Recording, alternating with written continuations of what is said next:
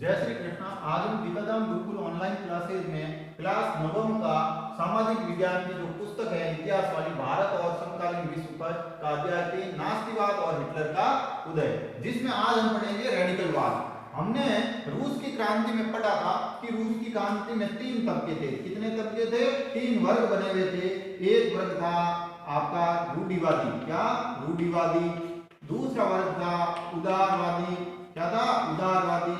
और तीसरा था रेडिकल, क्या था रेडिकल।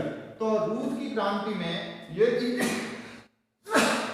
भी शामिल है कि किस तरह से रेडिकलवादियों ने जो आमूलचूल परिवर्तन चाहने वाले थे उनका क्या विचार था और किस तरह से है जो वो काम करने।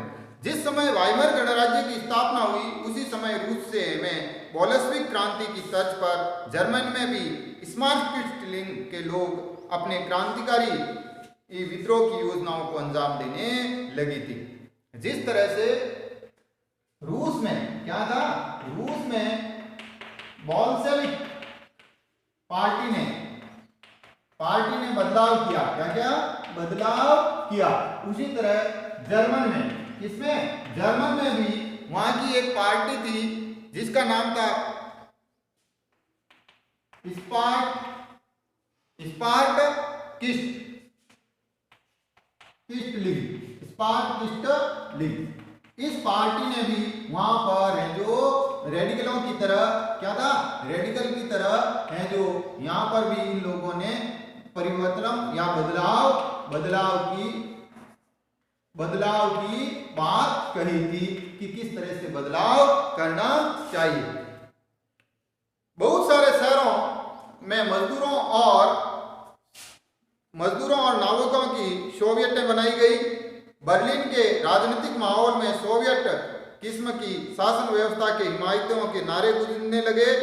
समाजवादी, डेमोक्रेट और कैथोलिक गुटों ने वाइमर में इकट्ठा होकर इस प्रकार की शासन व्यवस्था के विरोध में एक लोकतांत्रिक गणराज्य की स्थापना का फैसला किया और आखिरकार वाइमर गणराज्य ने पुराने सैनिकों के फ्री कोर नामक संगठन की मदद से इस विद्रोह को कुचल दिया। अब जो वाइमर गणराज्य हुआ, क्या हुआ? वाइमर गणराज्य ने पुराने सैनिकों की सहायता से जो विद्रोही थे, समाज में जो बदलाव करने वाले थे, उनको कुचल दिया। इस बार स्पार्टकिस्टों ने जर्मन में कम्युनिस्ट पार्टी की नींव डली। अब इस पार्टी की जगह क्या है? कम्युनिस्ट पार्टी बनने लगी जर्मन में। क्या है? जर्मन में भी कम्युनिस्ट आने लगे। इसके बाद कम्युनिस्ट पार्टी और समाजवादी एक दूसरे के कट्टर दुश्मन हो गए और हिटलर के खिलाफ कभी भी साझा मोर्चा नहीं खोल सके। क्रांतिकारी और उग्र राष्ट्रवादी दोनों ही खेमे रेडिकल संसाधनों के लिए आवाज उठाने लगे। अब दोनों समाज, कम्युनिस्ट और जर्मन के स्पार्टकिस्ट, दोनों ने मिलकर रेडिकल अर्थात आमूलचूल परिवर्तन की बात करने लगी। राजनीतिक रेडिकल विचारों को 1923 में आर्थिक संकट में और है जो बल मिला। 1923 में जब जर्मन में 1923 में जब आर्थिक संकट आया था, आर्थिक संकट जो पैदा हुआ उसमें उन्होंने है जो इसमें बल मिला कि हमें रेडिकलवादी होना चाहिए। क्या होना चाहिए? रेडिकलवादी होना चाहिए। जर्मन में पहला विश्व मोटे तौर पर कर्ज से लड़ा और युद्ध के बाद तो उसने स्वर्ण मुद्रा में हर्जाना भी भरना पड़ा। इस दौरे बोझ से जर्मन के स्वर्ण भंडार लगभग समाप्त होने की स्थिति में हो गए थे।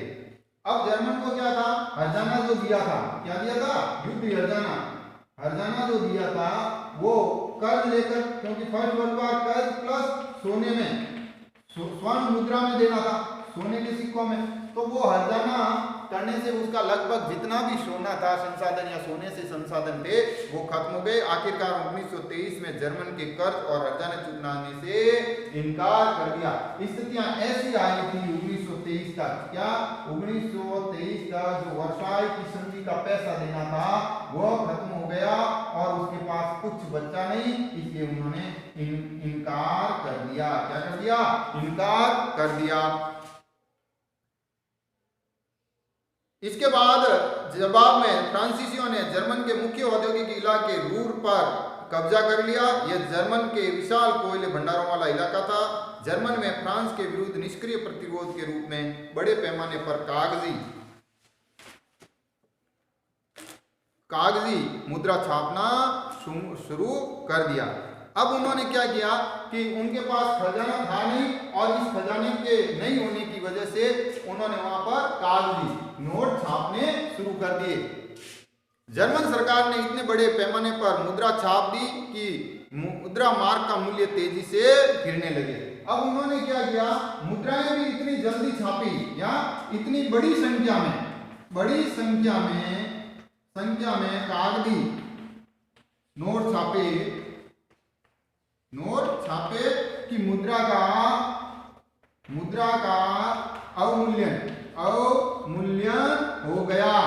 अर्थात उनके स्वर्ण भंडार थे नहीं, इसलिए मुद्रा का अवमूल्यन होना जरूरी। अप्रैल में एक अमेरिकी डॉलर की कीमत 24,000 मार्क के बराबर थी, और इतना था कि अप्रैल के महीने में, अप्रैल 23 में, कब? अप्रैल 1923 में $1 बराबर 24,000 है जो मुद्रा, जो जर्मन मुद्रा थी जिसका नाम था मार्क। क्या था?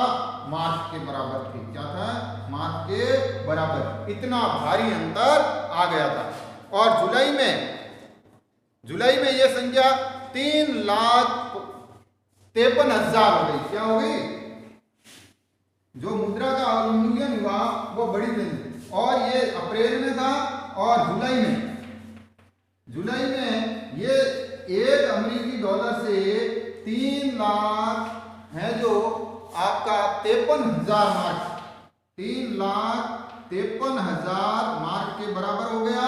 और अगस्त में एक अमेरिकी डॉलर से ये चीज हो गई 46,21,000। कितना? 46,21,000 डॉलर हो गई। और उसके बाद ये और दिसंबर में बढ़ी, दिसंबर में इसकी संख्या और ज्यादा बढ़कर हो गई।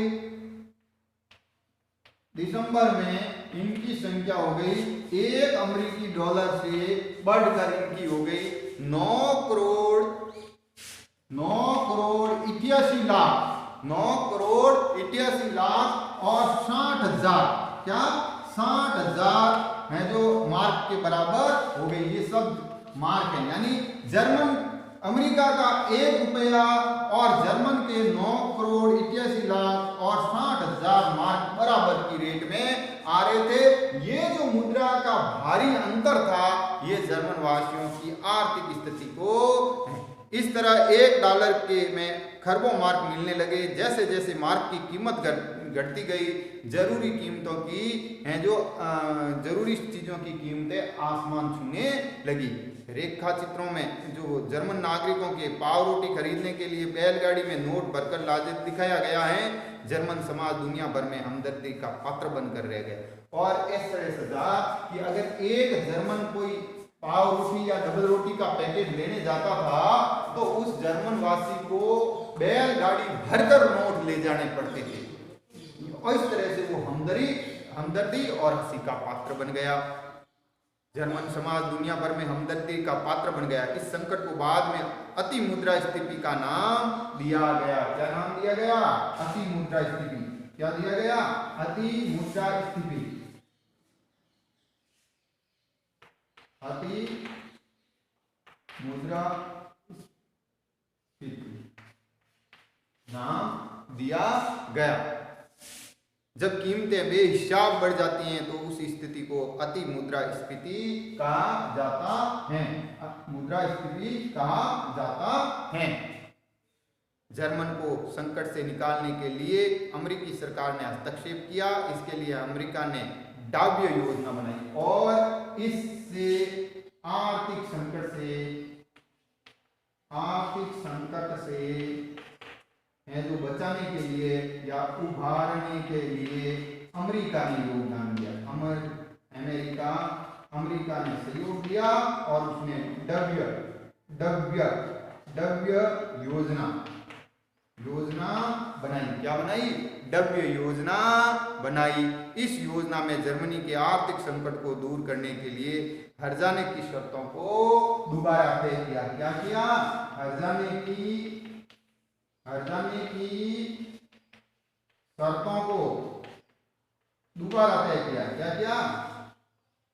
दोबारा तय किया। क्या किया? दोबारा तय किया। इस तरह से जर्मन वासी हैं जो आर्थिक संकट से हैं जो बढ़ने लगे। कल हम इसके अगला अध्याय पढ़ेंगे कि किस तरह से जर्मन में मंदी के सालों पर बीतते गए। धन्यवाद।